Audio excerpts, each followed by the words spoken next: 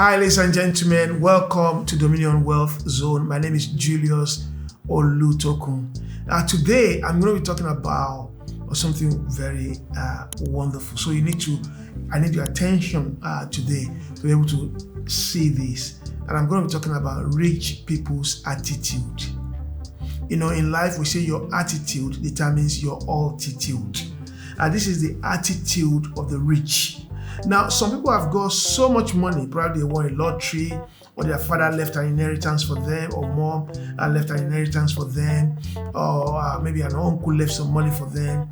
They have money, but they are not rich. Why? Because they do not have the attitude of the rich.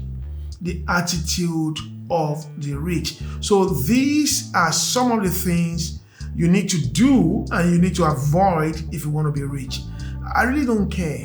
You might be making £20,000 a year. You might actually be richer than someone who is making £100,000 a year. I know someone that is making about £100,000 a year. I know him on a one-to-one, but who is actually struggling, who is not rich. You understand? This individual makes about £100,000 a year. You won't believe me. I mean, in the UK, this is 2025, but this person actually struggling. Why? Because of some of these things I'm going to be talking about. One of my beloved ones many years ago had a wonderful job. I'm talking about in the late 90s. Had a wonderful job in this country and was young, a bachelor, does not know what to do with money. And the next thing he did was to go and get a car on finance. In 1999, he bought a car for £40,000. A sports car, 1999. He had no house, he had no investment, he just had a job. And because it was a well-paying job, he bought a car. Unfortunately for him, after about a year of buying that car and he bought it on finance, he lost the job.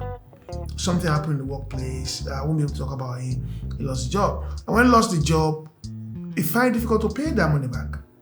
The car company came, took the car off him. After taking the car off him, he was still in debt. That's why the car was taken off him. And that debt had a very, very negative effect on his life. And I can tell you something, I'll tell you this for free. Up till 2023, 2024, he was still struggling as a result of that debt that he had in early 2000. He was still struggling. And as a matter of fact, he had to go through the IVA. And IVA is, they call it something voluntary or something. I've forgotten the full meaning. What that means anyway is that your debt will be written off, but you'll not be able to take any loan or debt for 6 years. It has a negative effect on your credit. You can search it on Google, IVA in the UK.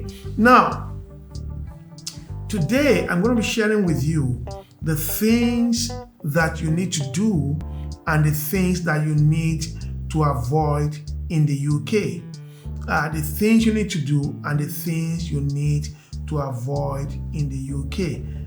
They call it IVA settlement. I just remembered IVA settlement. So the things you need to avoid and the things you need to do. So what are the things? Number one, you need to avoid, if you want to be rich, you need to avoid talking too much. A lot of us are too lousy. You make money, you tell everybody about it. You've lost it. You need to avoid talking too much. You need to avoid being lousy. You need to be quiet.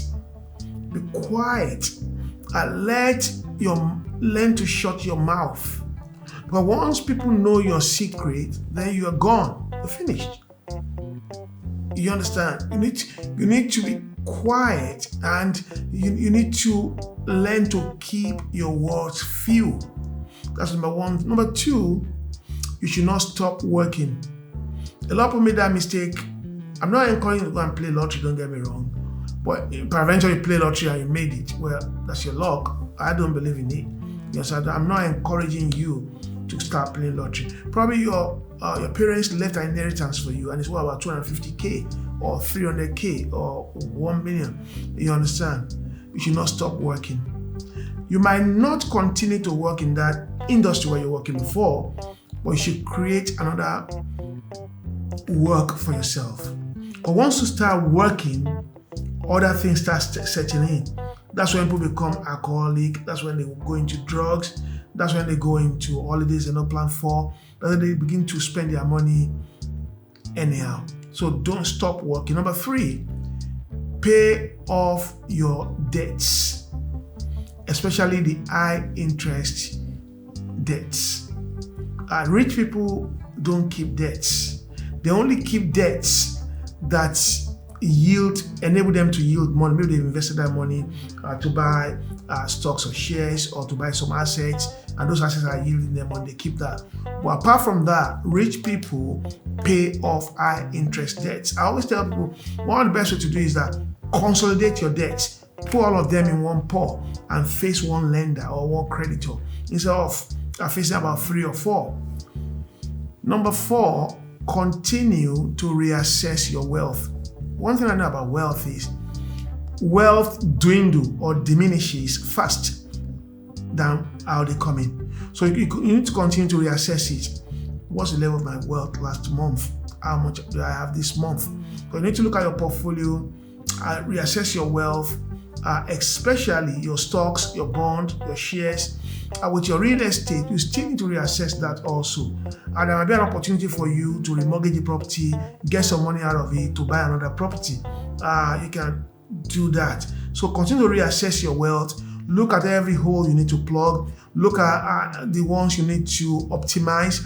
Look at the ones you need to improve on. Look at the ones you need to work on. Reassess your wealth. Number 5, and most of us fall into this trap. I tried my best possible in order to avoid this. Avoid lending people money. You are not a money lender. Once you have money and people know you are rich, they come to you and say, can you lend me some money? I'm going to do this. I'm sure I'm going to pay you. And one of the best ways to have quick and easy enemies is to lend money to people. They're not going to pay you and you become their enemy. So the best is to learn to say no. There's a teaching I took on that, and I'm going to repeat that teaching, how to say no without offending people. So in other words, you need to prepare your mind. I am not a money lender. I am not a bank, so I cannot avoid lending people money. If they take money from you, there's a possibility they're not going to pay you back. But when they lend from a financial institution, they will pay you back, because there are systems that are put in place in order to get that money back. Number 6, avoid investing in businesses you don't know about. A lot of people, when we have some spare change or you have some money with you, you have about 50,000, 60,000, you invest in businesses you don't know about. As a matter of fact, I want to tell you this, a lot of people go into buy to let without having a good plan for it. I think that was last year, a former Premier League footballer came to my office and he wanted us to work together. Now, he's invested into properties, but he's been doing it wrong. I sat down with him. One of my staff told me, he said, somebody wants to, he's booked the appointment a few weeks before then. They came to my office, we sat down. He came with one of his manager. Right? So we started talking, and I said, can I have a clean to your portfolio? So it showed me his portfolio. We looked at everything. How much do you buy this? How much are you making from this? And I found out. And I told him, I said, look, you're doing something wrong here. And he said, actually, I'll tell you the truth. I'm a bit stressed up, and I'm looking for who can take this from me, who can help me to leverage on this. So you need to invest in businesses you know about. Before you go into real estate, learn about it. Attend classes. You understand? Have a session on it. Having a real estate portfolio is different from the house you have bought to live in, or you have bought to live in. They're completely two different things. You need to know what you want to do, where you're going, how you want to do it, your customer, and how to go about it. Number 7, set up your pension pot. A lot of people will work for ourselves and not thinking about pension. You need to set up your pension pool. That is, I'm going to retire at the age of 55. I'm going to retire at the age of 60. This is how much I need to put in my pension pool. And I'm not a financial advisor. I can't advise on you on that. Talk to your accountant. There's something called the SIPP. If you work for yourself, you need to take an advantage of that. Have a pension pool, and you will not be able to get it wrong if you talk to a professional. Number 8. Invest. And what do I mean? Invest in the stock market, in the financial market. But before you do that, do your due diligence. Buy stocks, shares, ETFs. Invest. One thing I'm going to tell you about this is, let me bring this in. I will not advise you to invest in crypto except blue chip crypto. There are blue chip cryptos like Bitcoin, Ethereum, and a few of them. But I would not recommend you putting so much money in crypto. I recommend about 1 or 2% of your asset should go into crypto. Number 9, real estate. That's the only estate that is real. Real estate enables you to tie money down, number 1. Number 2, it enables your money to grow exponentially. It does not grow like your stock, but the growth is stable. And with real estate, if you have taken across your T's and dot your I's, you might not be able to get it wrong. Number 10, you need to avoid gambling. When you have money, there's a possibility of you gambling. I remember last year when they were playing the World Cup, one of my staff came to me and said, if you put money on Spain winning the World Cup, you're going to get so amount. You put 2,000, you're going to get 10,000, 12,000. I said, I know Spain is going to win, but I'm not going to put my money into it. It's as simple as ABC. I'm not going to put a dime of my money into that. Is it Spain that win or Argentina? I think it was Argentina. I can't remember. But I said, I know they're going to win. I think it was Euros. It was Euros 2024. I know Spain is going to win, but I'm not going to put my dime into it because I don't want to gamble. Gambling starts little by little. If I put that 2,000, I'm going to get 10,000. The next thing I'm going to think is that, if I put on 20, I might be getting 200. That's how it starts. And the day you put out 20, you lose everything. So gambling is an addiction. So you need to avoid it. Number 11. You need to avoid expensive holidays. I'm not saying don't go on holiday.